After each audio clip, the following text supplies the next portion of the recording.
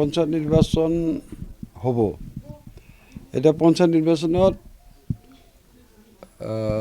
ভাৰতীয় জনতা পাৰ্টিৰ মুৰব্বী ভূপেশ কলিতা আৰু মুখ্যমন্ত্ৰী মাননীয় শ্ৰীযুত হেমন্ত বিশ্ব শৰ্মা ডাঙৰীয়াই কৈছে যে পঞ্চায়ত নিৰ্বাচন লোকেলি যদি মিত্ৰতা হয় মিত্ৰতা কৰিব দিছে। গতিকে তাৰমানে ৰাজ্যিক ভিত্তিত মিত্ৰতাটো নহয়, লোকেল তাৰমানে ক্ষেত্ৰভিত্তিক তাৰমানে মিত্ৰতা কৰাৰ ক্ষেত্ৰত তেওঁলোকৰ সন্মতি আছে।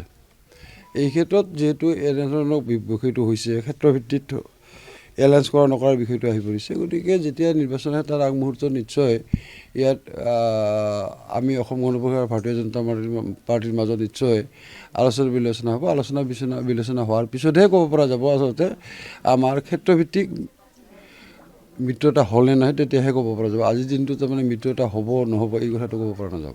মিত্ৰতাৰ ক্ষেত্ৰত যদি যিটো তাৰমানে আমাৰ মাজত তাৰমানে মনৰ অমিল নহয়, আমি যে পঞ্চায়ত নিৰ্বাচনটো একেলগে খেলিব পাৰোঁ তেনেধৰণে এটা নিশ্চয় পৰিৱেশ আমি বনাই সৃষ্টি কৰিবৰ কাৰণে সক্ষম হ'ম, প্ৰস্তুতি চলাব।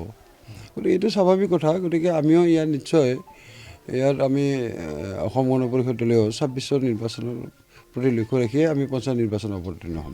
নাই মই সেই কথাটো বৰ মিত্ৰতা কৰা আমাক জনোৱা নাই। আমি এই ক্ষেত্ৰত আমি মন্তব্য দিয়াটো উচিত নহ'ব। আমি যিহেতু পঞ্চায়ত নিৰ্বাচন সংক্ৰান্তত আমি দুয়োটা দলৰ মাজত এতিয়া আলোচনা হোৱাই নাই,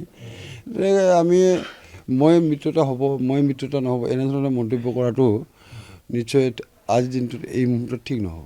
আপোনালোকে কি বিচাৰিছে? মিত্ৰতা হোৱাটো বিচাৰিছে? নেতৃত্বৰ পৰা তাৰমানে কেন্দ্ৰীয় নেতৃত্বৰ পৰা নিশ্চয় এই ক্ষেত্ৰত নিৰ্দেশ আহিব আৰু নিৰ্দেশ অনুযায়ী তাৰমানে আমি কাম কৰাৰ ক্ষেত্ৰত আগবাঢ়ি যাম। ক্ষেত্ৰত তাৰমানে বৰপেটা লোকসভা সমষ্টিত যি 10টা সমষ্টি আছে, প্ৰতিটো সমষ্টিতে তাৰমানে আমাৰ দলৰ কৰ্মীবিলাক, আমাৰ দলৰ সদস্যবিলাক, আমাৰ নেতা কৰ্মীসকল তাৰমানে পঞ্চায়ত নিৰ্বাচনৰ প্ৰতি লক্ষ্য ৰাখি দলটো আগবঢ়াই লৈ গৈ আছে। হ'লে বা নহ'লে তিক্ততা আমাৰ মাজত নহয়। আমাৰ লক্ষ্য ২৬ৰ নিৰ্বাচনটো। আমাৰ অকল অসম গণ পৰিষদ ভাৰতীয় জনতা পাৰ্টি অসম গণ পৰিষদ আমাৰ মিত্ৰজোঁট যি তিনিটা দল আছোঁ, আমাৰ প্ৰতিটো দলৰে লক্ষ্য ২৬ৰ নিৰ্বাচন। পঞ্চায়ত নিৰ্বাচন হ'ব। এতিয়া পঞ্চায়ত নিৰ্বাচনত ভাৰতীয় জনতা পাৰ্টিৰ মুৰব্বী ভূপেশ কলিতা আৰু মুখ্যমন্ত্ৰী মাননীয় শ্ৰীযুত হেমন্ত বিশ্ব শৰ্মা ডাঙৰীয়াই কৈছে যে পঞ্চায়ত নিৰ্বাচন লোকেলি যদি মিত্ৰতা হয় মিত্ৰতা কৰিব দিছে। গতিকে তাৰমানে ৰাজ্যিক ভিত্তিত মিত্ৰতাটো নহয়, তাৰমানে ক্ষেত্ৰভিত্তিক তাৰমানে